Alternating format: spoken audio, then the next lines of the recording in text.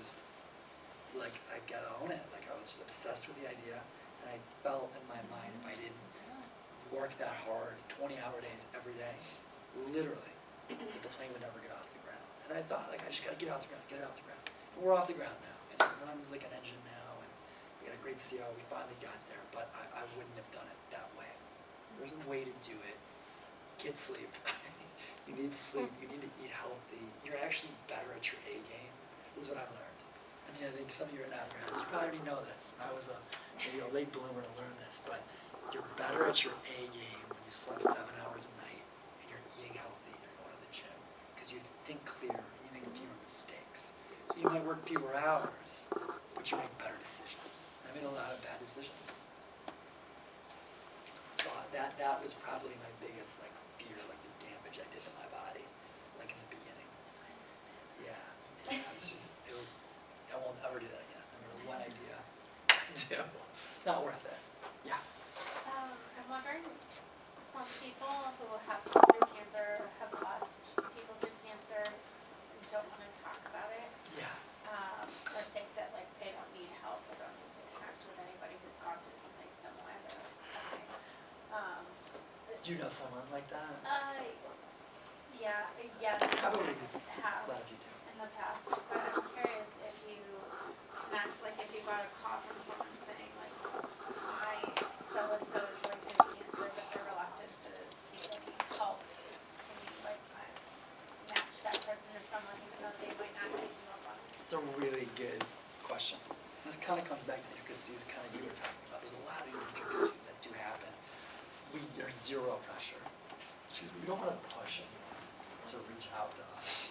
And here's the reality, we're not going to really help them unless they're open to it. And it's like you can lead the horse to the water, but the horse has got to want to drink to really benefit from the friendship. I mean, that's just the way it is, right? Even though you're like, I know this will help you. If they don't want it, you can't do it.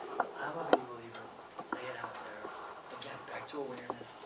Make everybody aware and let the people find us. Sometimes you make them aware, and then they say, nope, I'm walling myself off, I don't want that, I want to do this myself. Generally, and I hate to generalize, but if you look at the numbers and the facts, this is just the way it is, the number one most likely person to say that, I don't need help, is a male, is a guy, over about 60, 65, who like worked his whole life, he built his own company, put his kids through school, and he is not accepting help from anyone. Because he just doesn't believe, he's just stubborn. And that's fine, you know, I'm not going to tell him what he should do. I'm not a judgment person, but that is the most likely. 70% of the people we help are women. And it's all ages though, women are all ages. And we have men too, 30% still men. But it tends to be the older men. Some reach out, but not a ton. That's the least likely. So I don't know what age or what sort of demographic this person is, but I think the best thing to do is you put it in front of them and let them know. And sometimes what happens is 6 months later, there's a wall and it gets really hard, which I know it did for me at times, and then they just pick up the phone and reach out. But we're always here when that day happens. Everyone's different. I remember somebody called me in the parking lot 10 minutes after the doctor told me you have cancer. He's like, I'm on my cell phone, I'm in the parking lot, I'm walking out of the hospital, I just found out I have colon cancer. I haven't even called my wife yet. My doctor told me you guys know because you guys have been there. I gotta talk to a colon cancer survivor. Like, what is gonna happen to me? Terrified. And that's the first call they want to make before their spouse.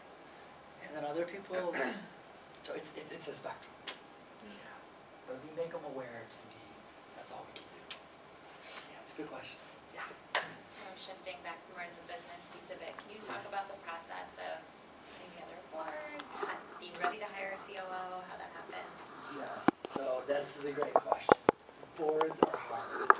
I'll tell you, we definitely had challenges in the early years. Our story is a little unique. Boards are hard, finding the right people. You really want to know who you are. And when I was new to the city, I moved here in 05 from Michigan. I was just on the heels of my own cancer. We started doing Intermingles full-time as a team. We were to put a board of 6 together. You know, that's pretty much, you know, what you're supposed to do and have a board. And some of the people we asked, a couple were not the right people. I wasn't there long enough, I didn't know them well enough, and it's really uncomfortable to have to gently ask somebody to leave. It's hard to do that, especially when they don't want to. And it creates a lot of drama that you don't want to deal with.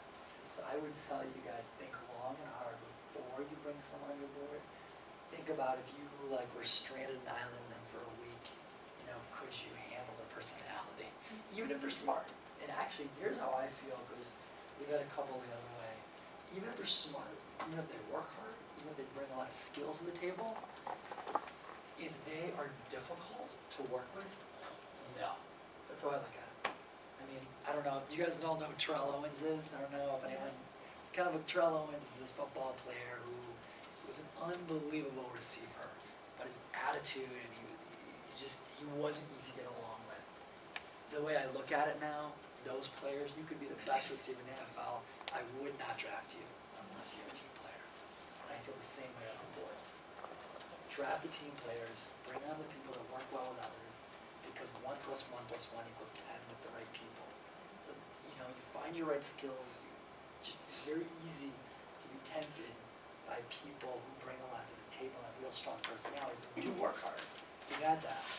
But when it goes the wrong way, it's not always comfortable.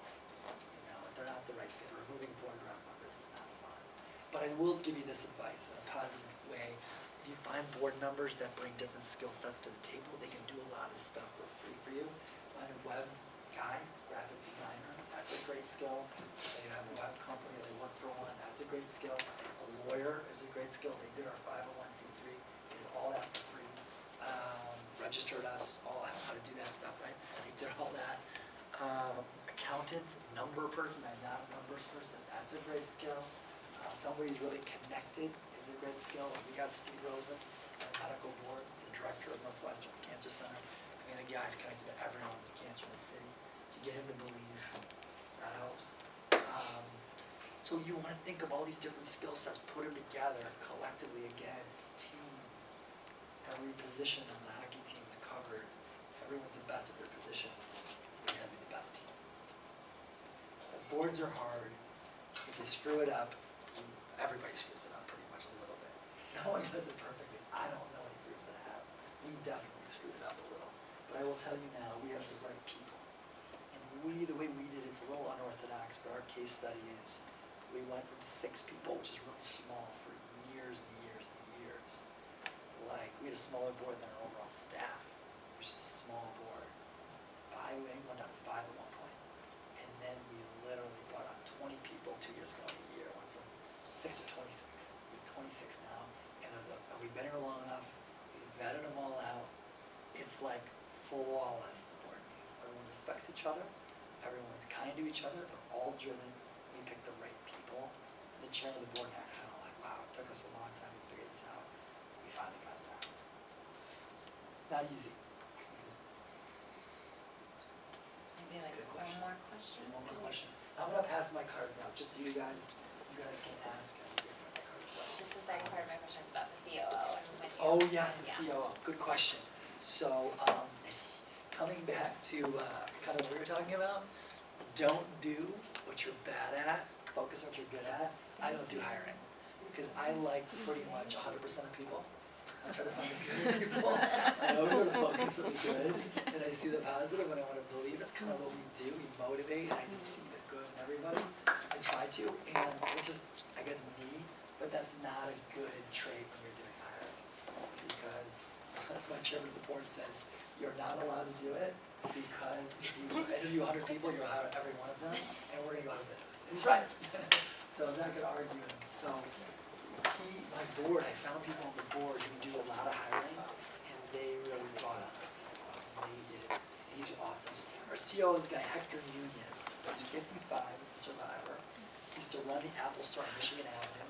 300 people he managed. Now he manages 12 of us. This guy is good. This guy has experience. I just don't have the experience. I don't know how to do that. I'm not good at it. So that's the key. Learn what you're not good at, and then don't try to be good at it.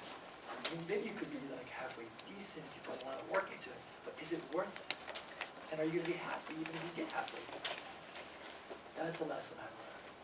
I struggled a lot in the early days trying to be good at things I didn't need to be. And finally, you're just let it go. it be? And you go on. That's a good question. One more? Okay. Well, you didn't really address it earlier, sorry Yeah. to bring it up No, again. no. But you seem so positive about it all, but Yeah. I know the cancer survivor rate, depending on the cancer, I mean, some cancers are just always terminal, Right. you know, and then also even like cancers that a lot of people survive, you know, there's still people who die. Right. How do you keep the volunteers from burning out? How do you keep the organization positive? And how do you deal with that kind of side of it? So it's all kind of the same question. Yeah, no, that's a really smart question. I mean, we lose great people. It's the hardest part of what we do. You become friends with people you text every day, and they're younger than you are a lot of times, and they're gone. You know, it does happen.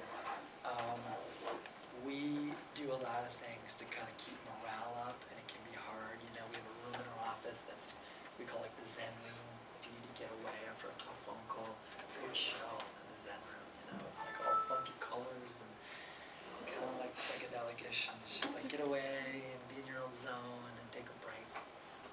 We have an office dog, which I really love. Dogs just make people happy, right? I mean, who doesn't love dogs, right? So that, I think, is another way. We have a survivor who's a massage therapist. She comes in on a regular basis, massages our staff.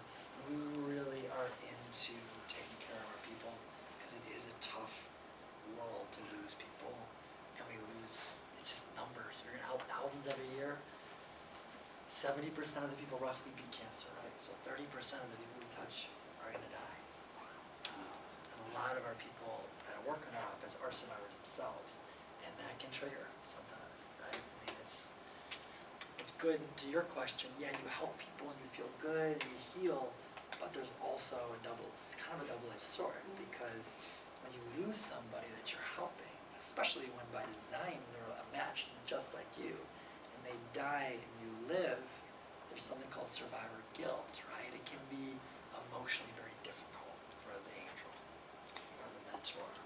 So we've done a lot of ways to just everyone own it. Like when you're having a rough day or you're emotionally, something's bothering you, let's talk about it, take a way to find your zen. Again, our COO is really good at being a manager with stuff like that. I mean, you gotta take care of your people. You gotta be again, self-care. You gotta take care of your own in order to help other people.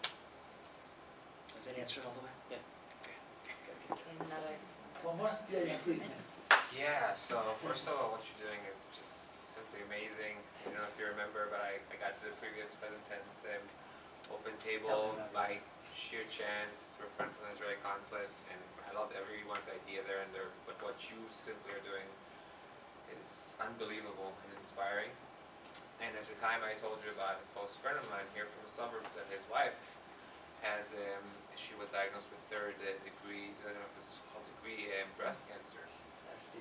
Stage 3, sorry. No, you're fine. And I actually talked to him before I came today, because I'm here as a speaker, because I want you guys to connect, and I'm going to make an introduction, but I feel that they're trying, and I think it's very hard to open up for external assistance, and what you guys are doing, I think is the most convenient. And since your presentation then, my dad has been diagnosed with a rare form of leukemia in the bone marrow, which I have been even afraid to Google, just because I don't want to know in many ways, and my family's a mile ocean away in Israel, and just hearing that you do this in Israel, it's just amazing, and I want to talk to you obviously a lot, because I'm pressing that beyond belief. I don't know if it's how you call it, distance myself, but it's real, and I would love to also, because that is kind of the old type Russian, so he doesn't talk about things that are difficult, but I know he's been going through a lot.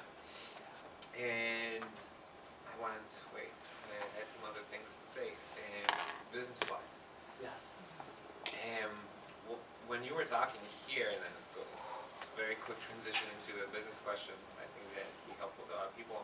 When you said that Google gives you a free AdWords for your cause, so that's actually fascinating to me for what I'm doing. I'm sure what a lot of people here are doing. For example, when you said that, I realized that we have partners in Israel. Our company, we're going to send students to Israel to work for startups. We're going to R&D centers for like IBM and for startup incubators in Israel. So suddenly in my head, that started becoming potential sponsors, because we need to give scholarships, because that's where we're trying to get funding.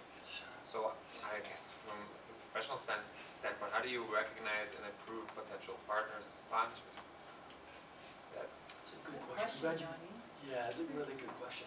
I'm glad, first of all, with your dad and anything you need, anyone, family member, friend, anyone, you can send them to me first always. Obviously, they can go to the website. Our guys will do the matching. They're the best at finding the right people. But I'm always good for a pump up. That's my favorite thing. So if someone like your dad, you can always have them call me first. I'll be that first point of contact, and then very gently get them to our guys. So anything we do for your dad, first of all, or anyone here who's got a family member or friend. And that's why we built it. We want to reach more people. But I'm sorry. We do everything. So let's keep it as positive as we can. but for me, I just gotta say that just all this happening means like this is actually like how it's supposed to happen. Just the fact that you're here today and It's more than that I saw you, coincidence, right? yeah. It's more than coincidence. I mean, that's sadly it touches every family. But yeah, I'm glad this is perfect timing that we're all here to talk about it. And even the rarest leukemias. And often as we specialize in these rare cancer matches, like rare leukemias or something, because of course those people are the most isolated. Because you know, they might go to the doctor and actually I've never seen a case of APL before, or a case of this. It's a very rare one and it's dormant at this point. I know what you. Is it a chronic one? Do you know what acute? I know that it's dormant at this point. It's in the bone marrow. Okay. Sounds like a chronic CLL, sound familiar? He himself is a doctor, and he noticed was losing weight for no reason. He started looking it up himself. First doctors didn't see anything. And after a few specialists that he met, that's was a conclusion. Yeah, researching it himself. Yeah, it sounds like more like chronic. The chronic ones usually are dormant. People can live 30, 40, 50 years of no symptoms. Like zero. They don't take anything. You usually know you have it. But if your immune system's strong, I think, as far as I know, and somebody's chronic leukemia, they'll just keep it in check.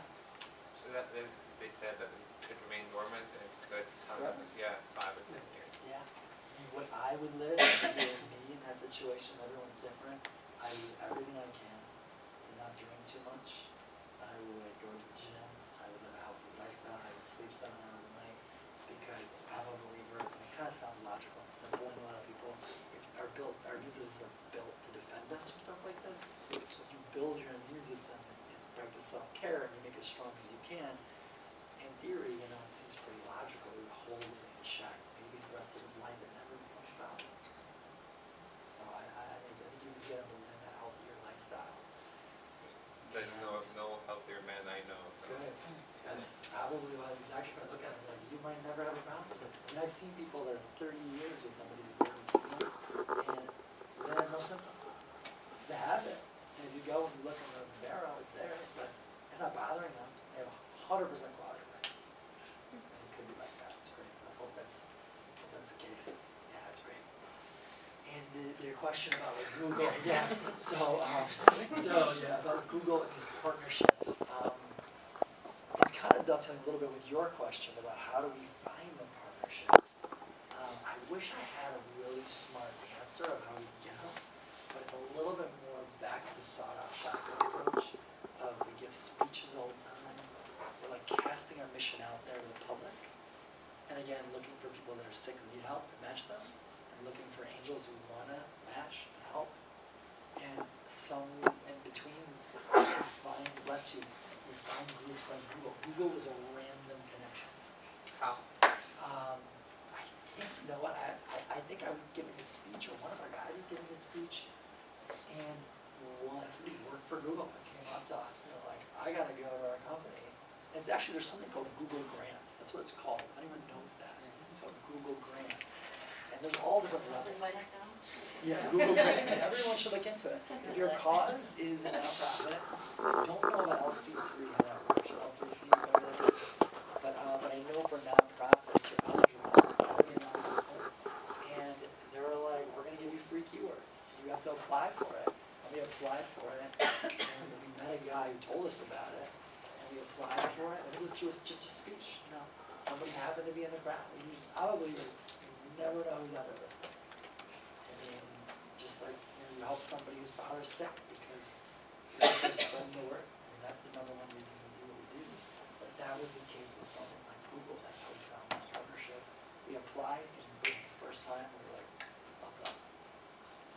7 years.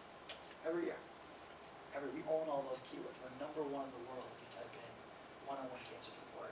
I want to be a survivor like you. And we're going to make think right at the top. So those sort of partnerships, honestly, I wish I had a smart strategy, but it's more of just bootstraps, boots on the ground, pound the pavement, and you find some of those great partnerships over time. But I will be honest, LinkedIn is a big way I found a lot of partnerships too.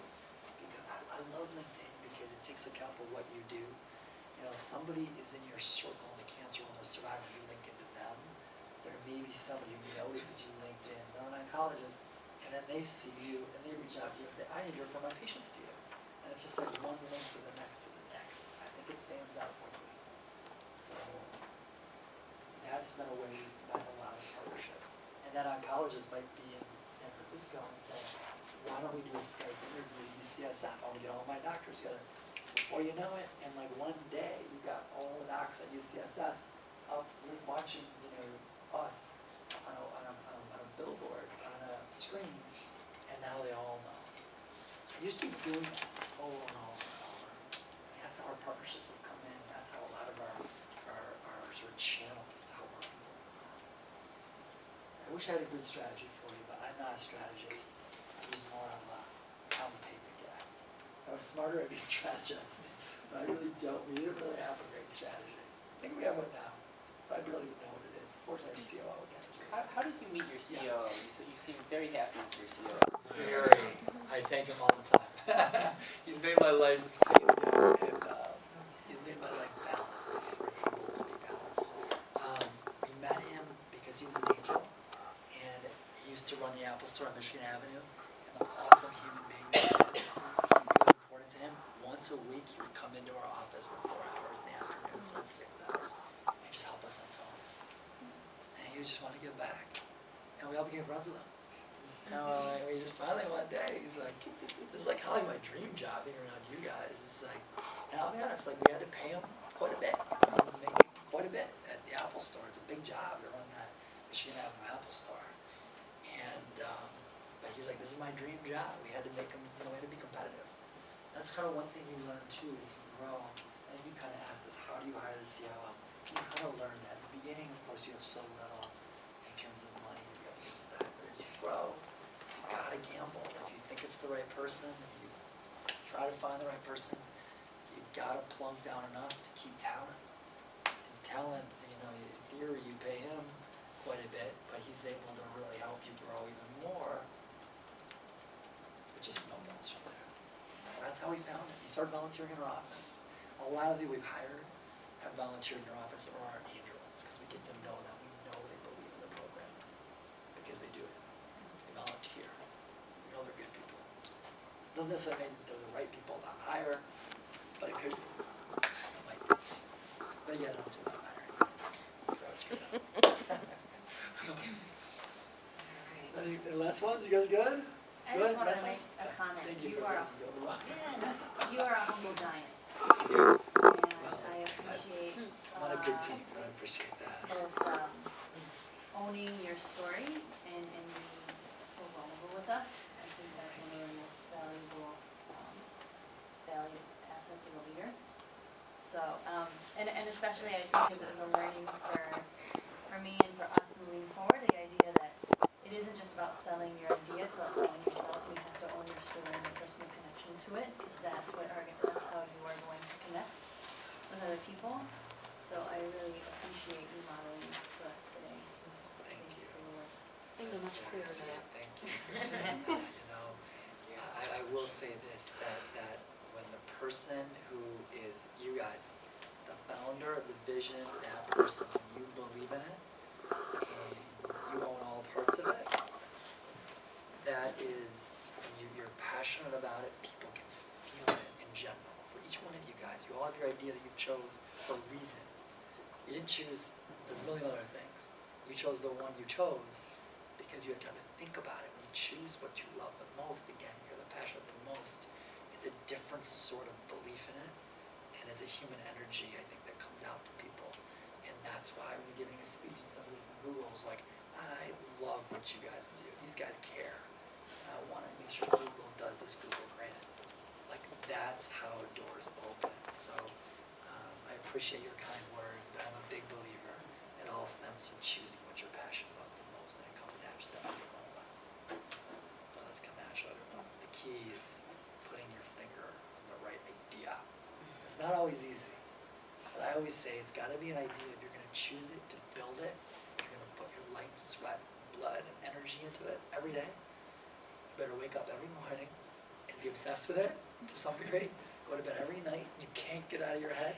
You wake up and like, I just dreamt about that. I mean, it's gotta be literally stuck in your head and you can't get it out. Drives my husband crazy. Good. That's what you know, though. That's what you know. And he knows probably too. You both know that that's what you should be doing. That's what you should be doing. That's when you know. Choosing the why, the idea wisely is the key. And then when people believe in it, then it's just a natural at that point. You believe in it. Good. I'm glad. It's driving you crazy. That means you're on the right track. Not that I want you to do that, but it will help you. But thank you. Thank you guys. Was this helpful to everybody? Wow. Good. Thank you. Good luck. And let me know. If you need anything, let me know. It's always a I want to pleasure. thank you. I just think we're really lucky to get to meet with you. I know how busy you are. It's really. Sorry I was late. I hope I didn't mess up your guys. No, I you're love perfect. people that. I don't think anyone can ever be mad at you for anything. Thank you so much. Thank you. Thank you. It's always good to see you. Johnny gives really good hugs. Yeah, our world, I was thinking of the last 2-second story. On every wall in our office, we have our 8 core values. And number 7 is we don't compete with anyone. And if anyone tries to compete with us, we're gonna hug them back. It's all about hugs. Hug you that back. Thank you. All right, thank you. Thanks for all you do.